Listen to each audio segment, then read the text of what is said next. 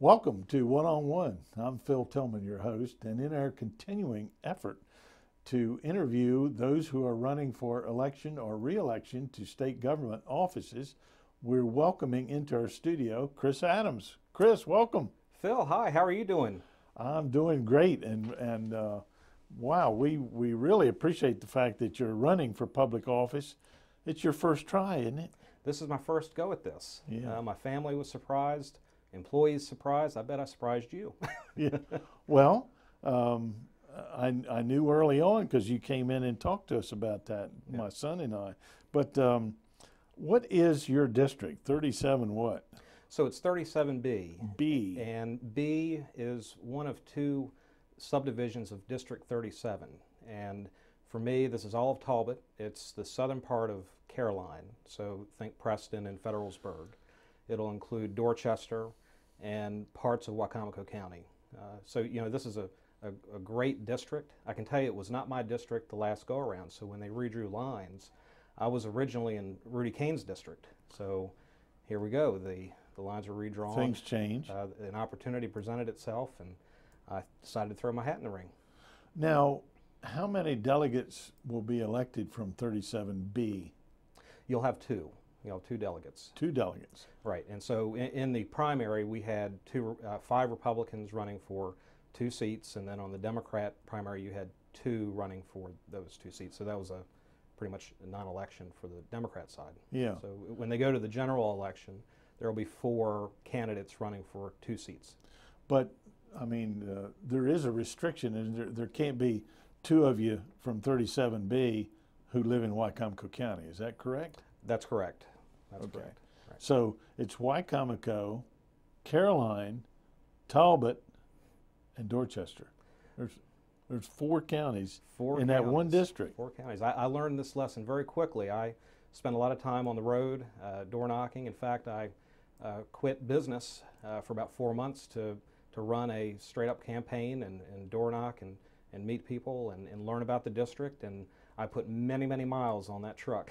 It was a fascinating, enjoyable experience doing just that. And Yeah. I remember talking with Jeannie Hadaway about what it took to run in this district and be a public servant. And she said, get ready for some miles. Yeah. Carry a sandwich with you, carry some drinks with you in a cooler, and get ready to work and drive. So Yeah.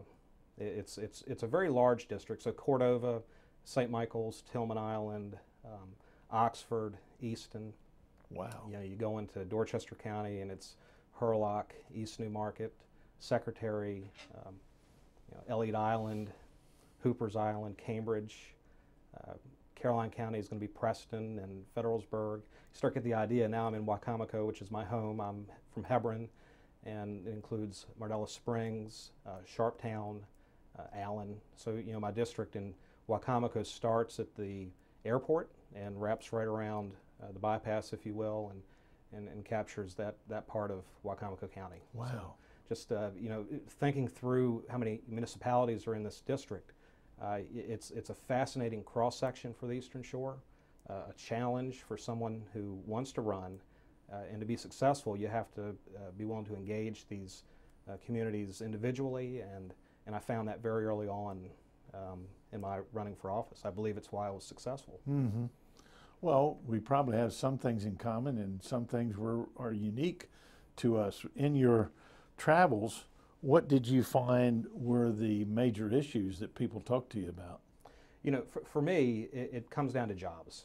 And as a businessman, I understand how hard it is to create jobs, how easy it is to lose jobs. And so when you start talking to people and you understand what their pains are and their concerns, it's about, what is the future going to look like on the Eastern Shore?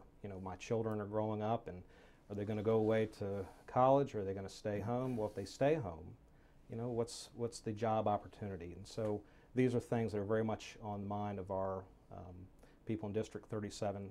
And really for me, the door-to-door, the direct voter contact gave me a lot of hope and consideration that people who live in the district want to be here. They want to stay here. It's very hard, though, and this is a delegate becomes the challenge, is to deliver the message that needs to be heard in Annapolis, that things aren't right, things aren't well here on the Eastern Shore.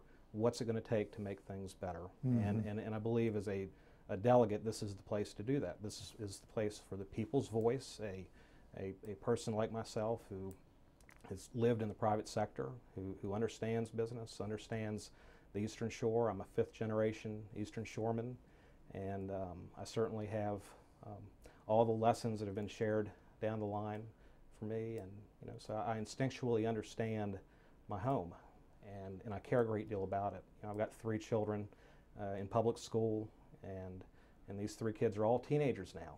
So I truly feel what it means to want to have kids get that opportunity to earn a living, a successful, profitable life here on the Eastern Shore. It's a challenge. Yeah.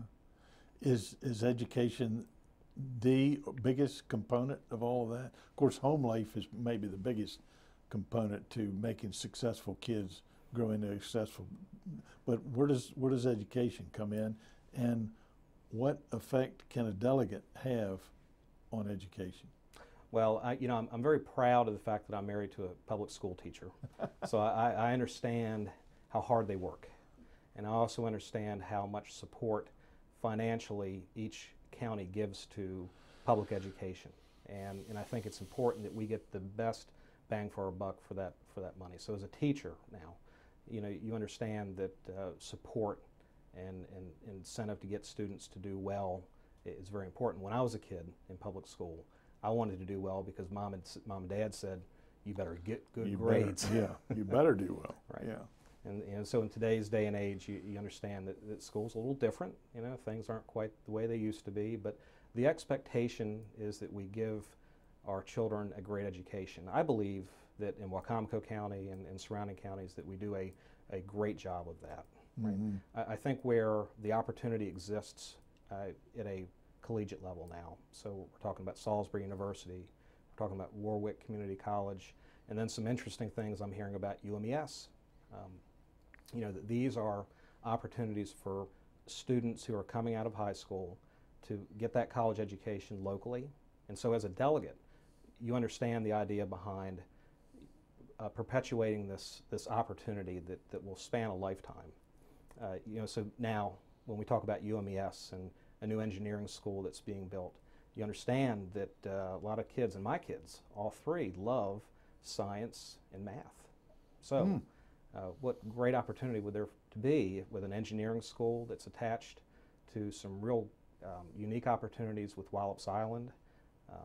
We were at the last launch of the Antares. My son and I had an opportunity to visit Wallops Island a few weeks ago and see firsthand what's happening down there. It's fascinating, and it's something that really, I believe, is going to drive young people to want to stay, go to college here, and then have a life here. I hear Wallops Island say one of their challenges is that they'll bring people in, and they're not used to our rural way of life. So they get burnt out and they leave, so there's a lot of turnover. And what you really see happening is that you see our Eastern Shore starting to recruit and hopefully retain these young people who love the Eastern Shore, give them great high-tech jobs and opportunities. That as a delegate becomes an excellent prospect. Yeah. When you get to Annapolis and your whole family goes up there and you're sworn in and you're now Delegate Chris Adams, how do you hope to mesh in, I'll use that term, I don't know if it's correct or not, how do you get into the system in Annapolis? What committees would you like to be on, that sort of thing? Well, let me just take a minute and share with you that I had a very interesting experience in Annapolis about 2 or 3 years ago that has culminated in me being a state president for an association. So we had to fight a law about 3 years ago through our business. And in that fight, I learned very quickly what it takes to work with friends from the other aisle, the Democrats, and help explain the unintended consequences that come with some laws that are passed. And that is a businessman is a story that I don't think is told often enough. So a lot of times laws pass and you really don't find out how bad the law is until bureaucracy tries to implement it. So when we went and made law change, it was very difficult and challenging to do that. Developed great relationships with deputy secretaries in the Department of Labor, uh, you know, chairman of the Senate Finance Committee, Mac Middleton, chairman of the House Economic Matters Committee, Derek Davis, and you understand quickly that Democrats do understand the role that business plays, and that in some cases we go over the line, if you will. So, you know, in that experience, you know, I've already gotten that understanding of what it takes to work in Annapolis, if you will. So you asked me a question about committees, and I'm completely on an election cycle here that doesn't include me contemplating that until I win. I've spent much time as the state president for the Maryland Floor Covering Association, testifying in Senate Finance, House Economic Matters, Health and Government Operations Committee, House Ways and Means. So these are things I'm very familiar with and certainly understand. I'm a listener. I'm a critical thinker. I think I'll be excellent in whatever role I find myself in Annapolis. I think that's probably the right answer to give you at this stage of the game. Well, that's a very good answer. And but I noticed on your signs it says conservative and effective. Yes. So you know, there are people who go to Annapolis with single calls or whatever and kind of howl at the moon up there, and then when they want to get something done, nobody wants to deal with them. So you seem to have a grasp for what it takes. Well, you've been in business, and I would think your business approach would be a big asset. Not all people in the Maryland House of Delegates and the Maryland Senate have a business background. Some people have other backgrounds, so be a good mix. Well, I'm thinking of St. Michael's and areas that, well, you mentioned Cordova, which has a big poultry processing plant. The poultry industry. How can you be a voice for the poultry? What does the poultry industry need in Annapolis? You know, for me, this becomes one of the big issues and concerns that we have on the Eastern Shore is, you know, private land use, how the farmers are able to use their land. I believe that we have this environmental concern, and we should never be pro-environment but anti-farmer. In other words, I think we can be both, and there is a great deal of concern that that perspective is not making its way into Annapolis properly. So, you know, I know Bill Satterfield well. I've met him a few times, Delmarva Poultry Industry, and you know, so we understand what their concerns are. And you know, we took a tour down in Virginia a few weeks ago at the Tyson plant, and I can tell you that their concern is they have a lot of Maryland poultry farmers who serve that processing facility. So you know, they're wondering what's happening in Maryland and how it's going to affect their ability to source chicken on the Eastern Shore. So you've got Virginia, who's certainly got the right business attitude about this and the right environmental attitude, but yet you've got Maryland that's really throwing a lot of questions into the whole industry. So it's a very big concern. A lot of these farmers shared with me that they're very concerned what's going to happen to Purdue, you know? And this is a real issue. You know, we want productivity, we want growth, we want farmers to survive. That story, I think, is getting lost in Annapolis, to be candid. Yeah, and needs someone who understands the challenges. And well, your district, well, I guess all the districts of the Eastern Shore are affected because there's grain farmers, corn and soybean farmers all up and down the Eastern Shore, and their one customer is the poultry industry. So it is interesting. Yeah. What other issues do you hear people talk about? There's jobs and there's the poultry industry, and I hear people talk about the state of Maryland needing to be more business friendly.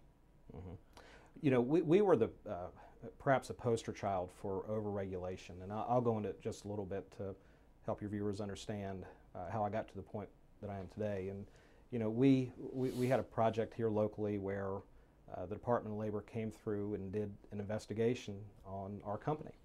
And the way that the law was written is that they presume that who I have work for our company is my employee unless I can prove otherwise. So there's a presumption. So in our case and in our industry, in the flooring business, we hire independent contractors. These are business owners within their own right.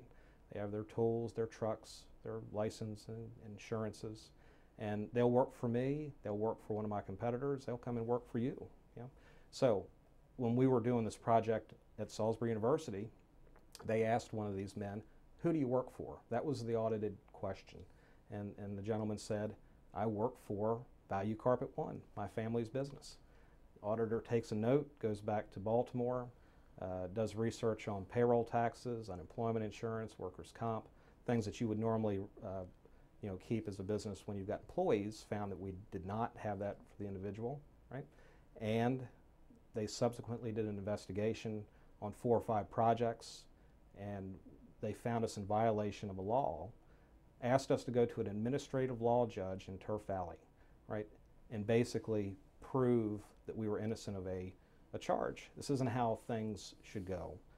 There's due process, there's a presumption of innocence in this case. So what was happening? That not only was that investigation happening like that in our business, it was happening throughout our industry. So in our flooring industry in the state of Maryland, almost every floor covering company was being audited in the same way. We captured this this trend, if you will. We were low-hanging fruit. 8 out of 10 flooring companies use independent contractors, and we went to legislature, myself being the example that we used, and we got law change. Now we find roofing, siding, drywall, painting contractors all use the same business model. And this is a very frustrating reality that we were able to change, if you will. So when we talk about overregulation, we talk about what does it take to fix overregulation. It's not easy. You need somebody who understands business, understands why that law should have never been passed in the form that it was to begin with. And in Annapolis, a businessman can do that. He instinctually understands what a law is going to do as it relates to hiring, growth, employment, and he's going to make his voice heard, and I think make a change. That law would have never passed, in my opinion, had that issue been raised before it became law. Yeah. In fact, we made great relationships with people in the Department of Labor who also understood after the fact that the law was written far too vaguely and cast far too wide a net. And so I've given you my example here. Yeah. But there are many, many laws that do the same thing. They presume some form of guilt. They put you in a position where you're not defending yourself in a circuit court or district court. You're doing it in a quasi-court, and then they're asking you, as the business person, to walk that backwards. It's the wrong way. Yeah. Right. Yeah. So you've asked me a very personal question that relates to regulation, and any business person who's listening today should understand that this is one of my strengths, one of the things that I understand, and we need more people like that in Annapolis, and I will be a voice that is respected and understood. Good. Yeah. Good. You mentioned when we talked about your district, the number of local governments, county government. There's 4 county governments, Yes. and hard to tell how many towns who have water and sewer, who have police departments, who have fire companies, who have all 4 of the local counties have school systems. How in the world can you represent all of those people? What will you have to do to know what is needed in St. Michael's at the same time in Caroline County? Well, this was part of the decision-making process I made before I filed. So I shared with my wife and my children, Dad's going to be representing a very large district. It's going to take a lot of time, a lot of effort, not only when I'm in session for the 90 days from January until April, but also throughout the year. in my family business. I'm very fortunate to have great employees, family in our business. So my aunt, my mother, my brother, and I've got to tell you, I've got to be candid. I think that to run for office and win means that I have to take a step back in the business. I'm very committed to the idea of running for office. So when I put my name in the hat, I knew what it meant. I understood the district well enough to know that there are well over 20 municipalities and that I want to represent and help work for everybody in my district, not just from Wicomico County. Yeah. And this is no small matter. I understood that going in. What I'm saying to you is, to the extent that I'm able, I want to do this as a full-time job. Yeah. And I think to do it right, this is what you need to do. I can tell you that Delegate Eckhart, Delegate Hadaway Riccio did a very good job of representing the district in that regard. I think that our constituents are going to want the same type of service. Mm-hmm. I'm ready to deliver that that effort, listening, understanding, making that that effort to represent those issues and those voices in Annapolis. This is not a 90-day job. No, It that was my next question. Yeah. Some people say, "Oh, well, you only work in this for a three-month session, and then you're off." Well, that's not true. If you take the approach you're planning to take, mm-hmm. and certainly we all know Addie Eckert here in Wicomico County, because she went to every fire company thing, my goodness, I don't know how she does it. It spreads herself that thin, but so you're committed to doing that. Absolutely. I understand Annapolis well enough to know that there are seasons in Annapolis. So you've got the 90-day session, and then after that you've got fundraisers, opportunities to go into district and reflect on what happened during that 90-day session. Toward the summer and going into the fall, this is where legislators start to write law, start to work in task forces and meetings, and so these are very important meetings to be part of. And in fact, I was part of a few of these task forces in my run for state office with the Flooring Association. So I understand these laws written far sooner than January 17th. Yeah. So you want to be part of those issues at that point in time as well.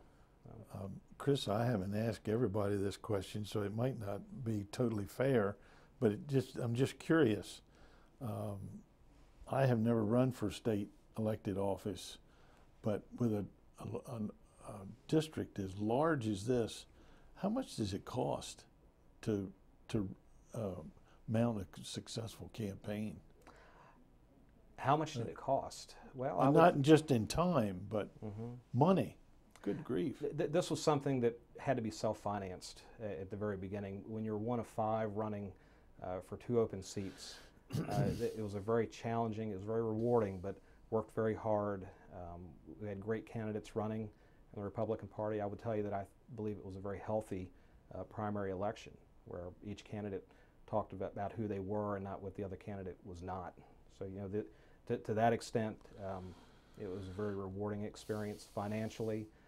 Delivering a message to 65,000 potential voters, whether they be Republican, Democrat, unaffiliated.